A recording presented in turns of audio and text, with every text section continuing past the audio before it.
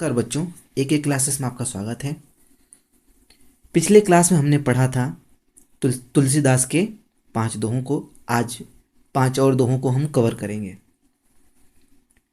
तो 6 नंबर का जो दोहा था, दोहा है, तुलसी यही संसार में भांति भांति के लोग, सब सो हिलमिल बोलिए नदी नाव संयोग। एक बार फिर से पढ़ता हूं।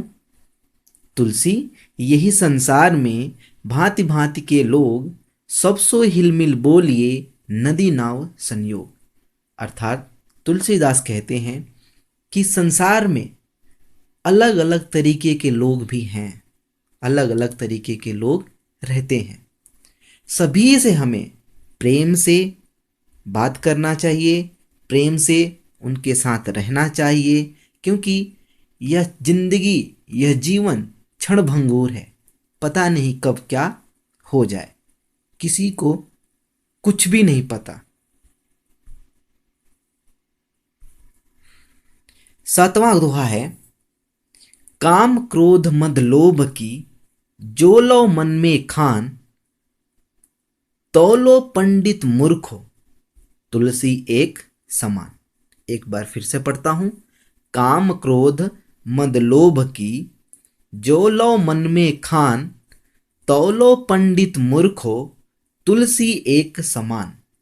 अर्थात तुलसीदास कहते हैं कि जब तक मनुष्य के मन में काम, वासना, क्रोध, घमंड, लोभ इत्यादि विकार उत्पन्न होते रहते हैं, तब तक वह विद्वान होते हुए भी मूर्ख के समान है। इसलिए मनुष्य को काम, क्रोध, लोभ, ये सारे चीजों को हमें क्या करना है? त्याग कर देना है। तभी जाकर हमारा जीवन सफल होगा। ये सारे चीज जिसके अंदर रहेंगे, उन्हें वह पंडित होते हुए भी वो मूर्ख के समान है। 8वां दोहा है, आवत ही हर्षे नहीं, नैनन नहीं स्नेह, तुलसी तहां न जाइए कंचन बरसे मेह। एक बार फिर से पढ़ता हूं। आवत ही हर्षे नहीं, नैनन नहीं स्नेह, तुलसी तहां न जाइए कंचन बरसे मेह। तुलसीदास जी कहते हैं कि यदि किसी के घर जाने से उन्हें प्रसन्नता नहीं, उन्हें खुशी नहीं है, उनके आंखों में यानी नेत्रों में खुशी नहीं है, स्नेह नहीं है, यानी कुछ खुशी के आंसू नहीं दिखाई दे रहे हैं, तो उन लोगों के घर कभी नहीं जाना चाहिए। भले ही वहां सोने की वर्षा क्यों ना होती हो, भले ही वहां सोने की हर चीज क्यों ना हो, वहां पे नहीं जाना चाहिए। अर्थात कोई भी व्यक्ति कितना ही बड़ा अमीर क्यों ना हो, उसके घर जाने पर अगर आपको प्रेम, अतिथि सत्कार, अगर आपका आवभगत नहीं होता है, तो वहां पे बिल्कुल भी नहीं जाना चाहिए। 9th है, तुलसी कबहु न त्यागिए, अपने कुल की रीत, लायक ही सो कीजिए ब्याह बैर औरी प्रीत।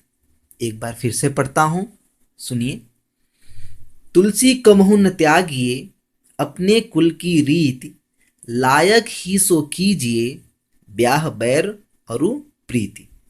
अर्थात तुलसीदास जी कहते हैं कि अपने कुल की रीति को या परंपरा को कभी भी त्यागना नहीं चाहिए।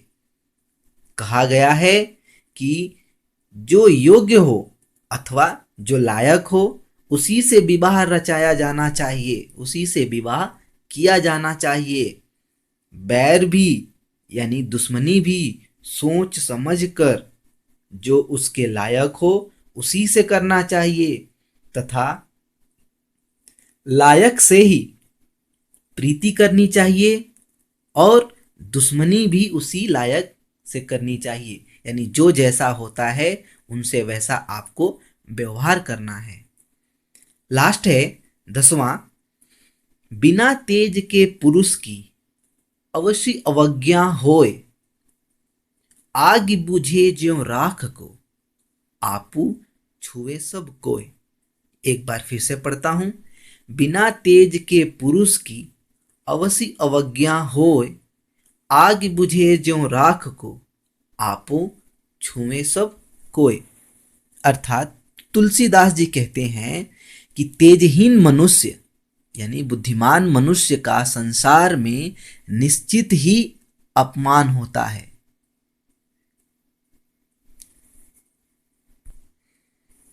अर्थात तुलसीदास जी यहाँ कहते हैं कि तेजहीन मनुष्य का संसार में निश्चित ही अपमान होता है। अतः हर एक मनुष्य को अपना तेज स्वाभिमान को बचाए रखना चाहिए। जिस प्रकार अग्नि के बुझ जाने पर राख को न केवल स्पर्श करना सरल हो जाता है, अपितु उसे तो लोग रौंद भी देते हैं। अगर वही जलती हुई आग को स्पर्श करना सहज नहीं होता है, उसी प्रकार तेजहीन मनुष्य का अपमान करना सरल है, परंतु तेज युक्त व्यक्ति का अपमान कोई नहीं कर सकता। अर्थात कहने का तात्पर्य यह है कि अगर आपके अंदर बुद्धि नहीं है, विवेक नहीं है, तो हर जगह आप अपमानित होंगे। अगर आपके अंदर बुद्धि है, विवेक है, आप बुद्धिमान हैं, तेजस्वी हैं, तो आपका हर जगह सम्मान होगा, हर जगह आपको आदर सम्मान किया जाएगा। आशा करता हूं आपको यह लेसन समझ में आ गया होगा।